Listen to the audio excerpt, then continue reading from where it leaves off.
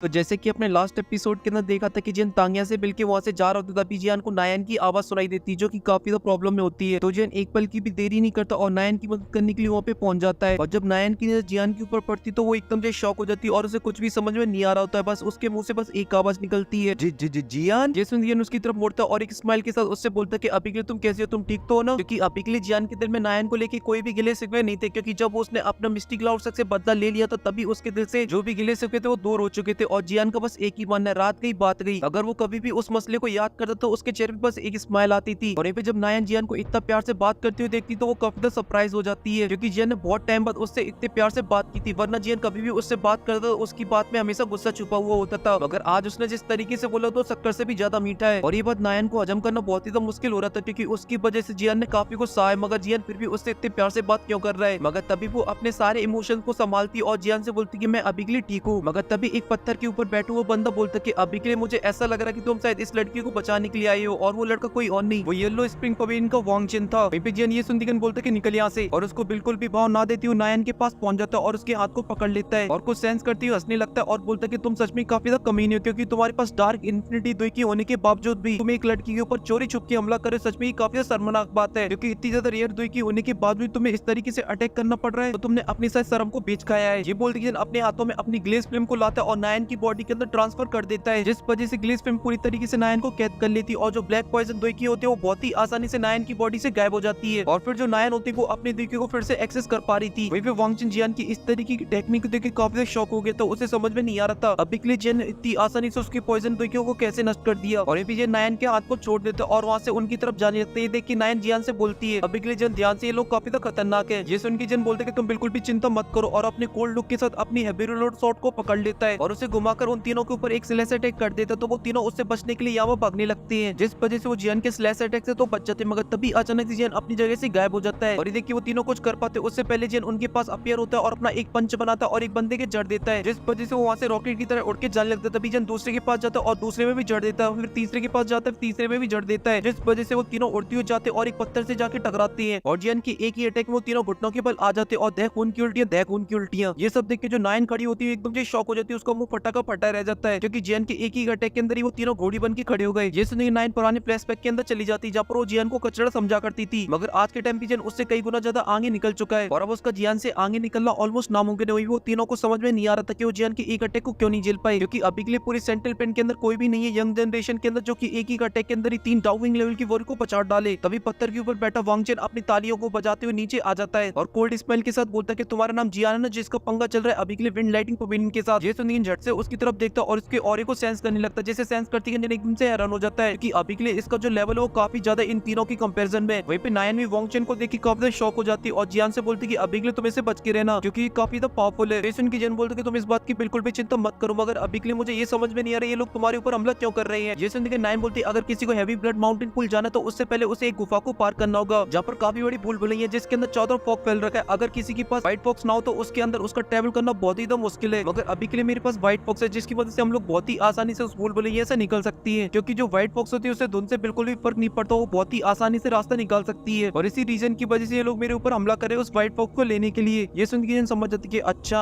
तो ये मैटर है सब कुछ, और फिर उन लोगों की तरफ देखता और बोलता कि भाई साहब निकल लो, कुछ नहीं मिलने वाला तुम्हें यहाँ से। तो ये सुन के वांगचेन बोलता कि वैसे भी मुझे इस व्हाइट फॉक्स के अंदर बिल्कुल भी इंटरेस्ट नहीं है, मगर इन तीनों को अभी के लिए इसकी जरूरत है, जिसकी वजह से मैं इन लोगों की मदद कर रहा हूँ, क्योंकि ग्राउंड स्पिरिट गेट के अंदर मेरा एक दोस्त है जिसने मुझसे बोला था कि मैं इन तीनों की मदद करूँ हेवनली माउंटेन तक पहुंचाने तक। और रही बात मेरी, तो मेरे पास एक स्पेशल तरीके की टेक्निक है जिसकी मदद से मैं बहुत ही आसानी से यहाँ से जा सकता हूँ, मगर मैं अपनी टेक्निक इन तीनों के साथ शेयर नहीं कर सकता। इस वजह से मुझे इस व्हाइट फॉक्स की जरूरत है जिससे ये तीनों हैवी ब्लड माउंटेन तक पहुंच पाए। इस वजह से चुपचाप वो व्हाइट फॉक्स हम लोगों को दे दो। ये सुन के जन बोलते कि निकल ले तो यहाँ से पहली फुर्सत में, क्योंकि व्हाइट फॉक्स तुम्हें किसी भी कीमत पे नहीं मिलने वाली है। ये सुन के जो वांगचेन का फेस होता है वो काफी डार्क हो जाता है और उसकी बॉडी में से ऑरा निकलने लगता है और बोलता है कि मैं कोई मामूली इंसान नहीं हूँ, मैं हूँ येलो स्प्रिंग पवेलियन का वांगचेन, जो तुमने मुझे ऑर्डर दिया और मैं यहाँ से चला जाऊंगा। ये नाम सुनने के नायन और जियान दोनों काफी शॉक हो जाती है, मगर तभी जियान के फेस पे एक स्माइल आ जाती है और बोलते कि अच्छा तीसरा नमूना ये है, अब बस सिर्फ एक बचा फॉलिंग स्टार पवेलियन का डिसाइबल से मिलना और बाकी है। वहीं पे जो नायन थी वो अभी के लिए काफी डर चुकी होती है और वो जियान से बोलते कि अभी के लिए हम लोगों को व्हाइट फॉक्स को दे देना चाहिए, क्योंकि मैंने इस वांगचेन के बारे में काफी कुछ सुन रखा है, ये बहुत ही खतरनाक है। और साथ ही ये भी कहा जाता है इसका जो लेवल है वो अभी के लिए डाउअंग की पीपर है, और साथ ही इसने डाउजोंग लेवल की वॉरियर के साथ भी फाइट की है, जिसमें बहुत ही आसानी से उनसे बच के भी निकल गया है। ये सुनने नायन की तरफ मुड़ती हुई देखता और बोलता कैसी बात कर रही हो मंगेतर जी, अगर हमने इसे व्हाइट फॉक्स दे दी तो फिर हम लोग कैसे निकलेंगे उस पावरफुल हो रही है से। ये बोलती कि जन एक स्माइल करता और बोलता कि तुम बिल्कुल चिल मारो, कोई भी नहीं है यहाँ पर जो हमारी चीज को ले पाई। ये सुनती कि नायन के चेहरे पे एक स्माइल आ जाती है और उसके दिल में एक अलग ही कॉन्फिडेंस आ जाता है और उसे ऐसा लग रहा था कि वो अभी के लिए सबसे सेफ पर्सन के पास खड़ी हुई है। तभी जन वांग चेन की तरफ देखता और बोलता कि अभी के लिए तुम इस व्हाइट फॉक्स के बारे में तो भूल जाओ, अगर तुम्हें ऐसा लगता है कि तुम इसे ले सकते हो तो फिर आ जाओ देख लेते हैं। और ये बोलती है अपनी हैवी स्वॉर्ड को कस के पकड़ लेते। ये सुनती कि वांग चेन एक स्माइल के साथ बोलता है जियान से, जब मैं यहाँ पे आ रहा तभी मेरी मुलाकात तांगिया से हुई थी और मेरी उससे फाइट भी हुई थी। अभी तांगिया ने मुझसे बोला था कि मुझे एक ऐसा बंदा भी मिलेगा जिससे अगर मैं फाइट कर दूं तो जो मेरी फाइट के मजे वो और भी तो बढ़ जाएंगी। शायद वो तांगिया तुम्हारे बारे में बात कर रहा था। ये बोलती कि वो अपने देखिए को बाहर निकाल लेता है और जियान के ऊपर हमला करने के लिए जाने लगता और बोलते कि चलो अब तुम्हारे साथ थोड़ा खेल लेता हूँ। ये बोलती उसके पाम के अंदर काफी डार्क देखी आ जाती है और उससे वो जियान के ऊपर हमला करने के लिए जा रहा होता है, मगर वहीं पे जो जियान होता है वो अभी भी पोज मारे खड़ा हुआ होता है। तभी जियान अपनी ग्लेस फ्लेम लेता है और अपनी हेवी रोल शॉट के अंदर डाल देता है और उससे वांग चेन के पाम अटैक के ऊपर हमला कर देता है। जैसे दोनों आपस में टकराते तो वहाँ पे काफी बड़ा ब्लास्ट होता है और जो वांग चेन होता है जमीन से खिसट तो वो जाता है और जाके सीधा एक पत्थर से टकराता है और उसकी हालत एक ही में खराब। मगर जियान की अभी के लिए जो ग्लेस फ्लेम होती है उसके हाथों में चिपक जाती है, इस वजह से वो अपनी डार्क दोइकी से उसे अपनी बॉडी से हटाने लगता है। मगर अभी के लिए उसकी जो आंखें थी वो एकदम से फटी की फटी रह जाती है और बोलता है ये तो हेवनली फ्लेम है। जिसने अपनी हेवी रोल शॉट को अपने स्पेस ट्रंक के अंदर रख लेता और मस्त पोज मार के खड़ा हो जाता है, जहाँ पर वो अभी के लिए टुको टुको वांग चेन को देख रहा होता है और बोलता है कि इसकी पावर भली काफी अच्छी है मगर अभी के लिए मेरा सामना नहीं कर सकता, इसे मैं बहुत ही आसानी से हरा सकता हूँ अपनी 50% पावर में ही, क्योंकि अभी के लिए मेरे पास हेवनली फ्लेम है और इसके पास जो डार्क दोइकी वो मेरी हेवनली फ्लेम से काफी डरती है, जो कि इसकी डार्क इन्फिनिटी दोइकी को बहुत ही आसानी से सप्रेस कर सकती है। ये बात वांग चेन भी बहुत ही अच्छे से जानता था, इस वजह से वो एक फॉर्मेशन को बनाने लगता और जियान से बोलते कि सच में तुम काफी टैलेंटेड हो, इस वजह से मैं हेवनली स्टेज के ऊपर तुम्हारा इंतजार करूंगा और वहाँ से गायब हो जाता है। वहीं पे ये सब देख के जो नायन थी वो बहुत ही शॉक हो जाती है क्योंकि वो वांग चेन के बारे में जानती थी। वो यंग जनरेशन के अंदर एक टॉप क्लास का वॉरियर माना जाता है क्योंकि उसके ऊपर येलो स्प्रिंग पवेलियन का हाथ था, इसलिए इसे बहुत ही अच्छे से पाल पोस के बड़ा किया गया था और इस वजह से किसी भी 1000 लेवल की बॉडी से जाके भिड़ जाता था क्योंकि इसके पास बहुत सारी कमाल कमाल की दाव स्किल थी। मगर जियान के सामने एक अटैक को भी नहीं झेल पाया। वहीं पे अभी के नायन के ऊपर ध्यान नहीं देता और उन तीनों बॉडी की तरफ देखता और बोलता कि भैया अभी भी तुम लोगों के चुनचुने दूर नहीं हुए तो मुझे बताओ, एक एक रैप का और जड़ देता हूँ तुम में, अगर हो गए तो यहाँ से पहली फुर्सत में निकल लो। ये सुनकर वो लड़खड़ाती हुई खड़े होते और अपना छठवा गेट डालते और वहाँ से पहली फुर्सत में निकल लेते हैं, क्योंकि वो एक बार पहले सोच भी सकते थे जियान से लड़ने की, मगर जियान ने एक ही अटैक के अंदर वांग चेन को हरा दिया तो फिर ये कौन सी खेत की बोली है। और उस जगह पे सिर्फ नायन और जियान खड़े रह गए थे, जिस वजह से वहाँ पे एकदम से सन्नाटा फैल जाता है क्योंकि दोनों को अभी के लिए एक दूसरे से बात करने में काफी शर्म आ रही थी। एक जना अपनी नजरों को झुकाए हुए जमीन पे डली हुई पत्थरों को गिन रहा होता है तो दूसरा वाला पेड़ पे लगी हुई पत्तों को गिन रहा होता है। एकदम से सन्नाटा फैल रखा हुआ होता है, कोई भी किसी से बात नहीं कर रहा होता है और ऐसे 5 मिनट बीत जाते और जियान समझ जाता है कि नायन तो बात करने वाली नहीं है, इस वजह से वो अपने गले को थोड़ा साफ करता है और बोलता है नायन जी क्या आप हैवी ब्लड माउंटेन की तरफ जा रही है। ये सुनकर नायन भी अपना सर नीचे झुकाए हुए हमेशा हिला देती है। ये सुनकर जियान के पास दूसरा कोई सवाल नहीं होता, इस वजह से वो फिर से सोच विचार में पड़ जाता है। मगर तभी जियान फिर से बोलता है नायन जी आप इतने खतरनाक जगह पे अकेले क्यों घूम रही, आपको कोई साथी नहीं है। ये सुनकर नायन बोलते कि नहीं मेरा यहाँ पे कोई भी साथी नहीं है और मैं यहाँ पे सिर्फ अपनी प्रैक्टिस करने के लिए आई हूँ, क्योंकि मुझे भी पता है कि जो मेरी पावर है उसकी दम पे मैं अभी के लिए उन 10 सीटों में से कोई भी सीट को हासिल नहीं कर सकती हूँ। इस वजह से मेरा जितना आगे जाना वो मेरी बस एक प्रैक्टिस का पार्ट होगा, ये मेरी टीचर ने मुझे आदेश दिया। ये सुनकर इनके एकदम से वो उड़ जाते हैं और बोलते हैं कि तुम लोग इन 3 सालों में ठीक ठाक तो रहे हो। ये बात नायन समझ जाती है और बोलती तुम शायद टीचर के बारे में पूछना चाहते हो। ये सुनकर जियान के एकदम से पसीने छूटने लगते और उसको पुराने फ्लैशबैक याद आने लगते और बोलते कि हाँ मैं उसके बारे में पूछ रहा हूँ। तो देखिए नायन को थोड़ा सा अजीब सा लगता है और बोलती कि हाँ वो ठीक है। ये सुनकर झट से बोलते क्या तुम लोग अभी के लिए इसी रीजन के अंदर रहते हो। ये सुनकर नायन थोड़ी देर के लिए चुप हो जाती है और फिर एक गहरी सांस लेती और बोलती है कि जब मैं यहाँ पे आ रही थी तो मेरी टीचर ने मुझे बहुत ही कड़े शब्दों में बोला था कि मैं उनकी लोकेशन के बारे में किसी को भी ना बताऊं और खासकर तुम्हें। ये सुनकर जियान का जो हार्ट होता है वो 1 सेकंड के लिए एकदम से रुक जाता है, मगर वो अपने फेस पे कोई भी एक्सप्रेशन नहीं लाता और बोलते कि ठीक है अगर उसे नहीं बताना है अपनी लोकेशन के बारे में तो कोई बात नहीं, और अभी के लिए मैं भी हैवी ब्लड माउंटेन की तरफ जा रहा हूँ, अगर तुम्हें मेरे साथ चलना है तो तुम चल सकती हो। ये सुनकर नायन के चेहरे पे एक बड़ी सी स्माइल आ जाती है और उसकी आंखों में एक अलग ही चमक, और जियान से बोलती अगर मैं तुम्हारे साथ गई तो मैं तुम्हारे ऊपर बोझ बन जाऊंगी। ये सुनकर जियान बोलता है ऐसी बिल्कुल भी बात नहीं है, तुम्हें यहाँ के बारे में काफी कुछ नॉलेज है, अगर तुम मेरे साथ जाती तो ये मेरे लिए काफी फायदेमंद होगा क्योंकि तुम मुझे यहाँ के बारे में काफी कुछ बता सकती हो। ये सुनकर नायन हमेशा ला देती और जियान के साथ वहाँ से जाने लगती काफी फास्ट तरीके से। तभी नायन जियान को बताती है अभी के लिए हम थोड़ी देर ट्रेवल करने के बाद हम लोग ऐसी एक जगह पे पहुंच जाएंगे जहाँ पर एक बहुत ही बड़ी भूल भुलैया है जिससे बहुत सारे लोग उससे बाहर नहीं निकल पाते, मगर अभी के लिए हम लोगों को बिल्कुल भी टेंशन लेने की जरूरत नहीं है क्योंकि हमारे पास व्हाइट फॉक्स है। मगर इसके बाद जो हमारी आगे की जर्नी वो भी इतनी ज्यादा आसान नहीं होने वाली क्योंकि अभी के लिए इस जगह को जो कंट्रोल करती है वो बहुत ही खतरनाक मैजिकल बीस्ट है। ये सुनकर एकदम से हैरान हो जाता और पूछता कौन से मैजिकल बीस्ट और वो कितने ज्यादा पावरफुल है। ये सुनकर नायन बताती कि अभी के लिए इस जगह को जो कंट्रोल करते वो माउस ट्राइब्स है जिनकी जो संख्या वो काफी ज्यादा और बहुत सारे ऐसे मैजिकल बीस्ट जो की रैंक 7 के अंदर ट्रांसफर हो चुकी है और वो अभी के लिए ह्यूमन फॉर्म के अंदर आ चुकी है। और हाँ मैंने इनके लीडर के बारे में भी सुना जो कि एक रैंक 7 का मैजिकल बीस्ट है और उसका जो लेवल है वो डाउजोंग लेवल के 6 स्टार पर है। ये सुनकर थोड़ा सा हैरान हो जाता और बोलते कि फिर इतना पावरफुल होने के बावजूद भी यहाँ पे इंसान आके इनके पूल के अंदर डुबके क्यों लगा रहे हैं, क्या ये लोग इस चीज को पूरी तरीके से कब्जा नहीं सकते हैं। ये सुनकर नायन हंसने लगती और बोलती कैसी बातें कर रहे हो, ये हैवी ब्लड माउंटेन पूल काफी ज्यादा रेयर है, इस वजह से इनके बीच में और ह्यूमन के बीच में पहले काफी बड़ी फाइट हुई थी, जिसमें ह्यूमन ने इनको बहुत बुरी तरीके से धो दिया। इस वजह से इनके बीच में एक कॉन्ट्रैक्ट साइन हुआ, जिसके बाद ह्यूमन का कोई भी पावरफुल वॉरियर यहाँ पर नहीं आ सकता, क्योंकि यहाँ पे सिर्फ एक ही राज चलेगा, वो होगा माउस ट्रैप का। और साथ ही यहाँ पे जो हैवी ब्लड माउंटेन पूल होगा उसके अंदर जो सीट है 10, उनमें से 2 सीट जाएंगी माउस ट्रैप के पास, और बची जो 8 सीट है उस पे लड़ेंगे बाकी के ह्यूमंस। ये सुनते के बोलते अरे तेरी लग गई लंका, पहले से 10 सीट थी उनमें से अब 2 और कम हो गई, अब लड़ो 8 के पीछे। ये सुन के नायन एक स्माइल कर देती और बोलती कि अभी के लिए काफी तो अच्छा हो चुका है, नहीं तो पहले के टाइम पर जो 10 सीटें हुआ करती थी उसमें से 8 सीटें माउंट ट्रैप्स के पास रहती थी और 2 सीटें ह्यूमन के पास। ये सुन के थोड़ा सा रिलैक्स फील करता, तभी नायन बताती कि हमें एक आगे चल के ऐसा चेक पॉइंट मिलने वाला है जब पर माउस ट्रैप वाले चाहे तो वो बहुत ही आसानी से अपना डिस्क्वालीफाई कर सकती है, या फिर हमने सभी चीजों को बहुत ही अच्छे से क्वालिफाई क्यों ना किया हो। इस वजह से तुम इस बात को बहुत ही कान खोल के सुन लो, हमें किसी भी माउस ट्रैप वाले बंदे को निराश नहीं करना है, वरना वो हमें कंपटीशन से बाहर कर सकते अपनी मर्जी के हिसाब से। ये सुनती जियान और भी ज्यादा निराश हो जाता और बोलता कि मैंने तो ये सोचा था जो पहले आएगा वो पहले पाएगा, मुझे क्या पता था यहाँ पे इतने ज्यादा रीति रिवाज चलती है। और ऐसे वो दोनों बातें करते करते काफी ज्यादा आगे निकल आते, तभी वहाँ का जो फॉग होता है वो काफी ज्यादा डार्क होने लगता है और जो चारों तरफ धुंध होती है वो धीरे धीरे बढ़ने लगती है। तभी उन दोनों की नजर एक गेट के ऊपर पड़ती जो की काफी ज्यादा छोटा था, जिसमें से सिर्फ एक ही इंसान का निकलना पॉसिबल था। मगर तभी उस गेट के पास 10 लोग खड़े होते जो की अभी के लिए उस गेट के अंदर एंटर होने वाले थे, मगर तभी वो सेंस कर लेते हैं जियान और नायन को, और इस वजह से वो रुक जाती है। तभी वो दोनों भी वहाँ पे पहुंच जाते। तभी उन 10 लोगों की नजर पड़ती नायन के ऊपर, जहाँ पर उसने पकड़ रखा था व्हाइट फॉक्स को, जिसे देखकर उनकी आंखों में एक अलग ही चमक आ जाती और उसे टुको टुको देखने लगते, क्योंकि अभी के लिए उनको वो चाबी मिल चुकी थी जिसकी वजह से वो बहुत ही आसानी से इस भूल भुलैया को पार कर सकते थे। और जब नायन इस बात को नोटिस करती वो फॉक्स को बहुत ही कस के पकड़ लेती और वहाँ से पीछे हटने लगती है। फिर नायन के सामने आ जाता और बोलता कि तुम्हें अभी के लिए चिंता करने की कोई भी जरूरत नहीं है, और उसके हाथ को पकड़ता और उसे लेके आगे जाने लगता और अपने दुई की ऑरा को रिलीज कर देता। जैसे सभी लोग जियान का दुई की ऑरा को देखते हैं तो सभी के जो व्हाइट फॉक्स लेने के जो अरमा होते हैं वो एकदम से ठंडे पड़ जाते हैं, क्योंकि जियान का अभी के लिए जो दुई की ऑरा था वो डाउवोंग की 9 स्टार का था, और वहीं पे जितने भी लोग खड़े हुए थे उनमें से जो सबसे ज्यादा पावरफुल था वो डाउवोंग की 5 स्टार का था। इस वजह से इनके बीच में जो गैप था वो काफी ज्यादा था। अभी जब एकदम फुल एटीट्यूड में बोलता कि अभी के लिए कोई भी 10 मीटर के एरिया के अंदर आया मेरे तो वो अपनी जान से हाथ धो बैठेगा, और ये बोल के जियान आगे जाने लगता है। और ये लोग जियान को आगे जाने देंगे कि नहीं जाने देंगे ये आप लोगों को पता चलेगा नेक्स्ट पार्ट के अंदर, क्योंकि ये वाला जो पार्ट है वो यहीं पे खत्म हो चुका है। और आपको इसका नेक्स्ट पार्ट जल्द से जल्द चाहिए तो आपको इस वीडियो पे करा देंगे 10 के लाइक और 1 के कमेंट। और अगर आप लोगों को उससे भी जल्दी चाहिए तो आप लोग ले सकते हो चैनल की मेंबरशिप को, जहाँ पर आपको वीडियो एक दिन पहले देखने को मिल जाएगी। मगर फिलहाल के लिए इस वीडियो में सिर्फ इतना ही। मैं मिलता हूँ आपसे नेक्स्ट वीडियो में, तब तक के लिए आप सभी को बहुत सारा प्यार।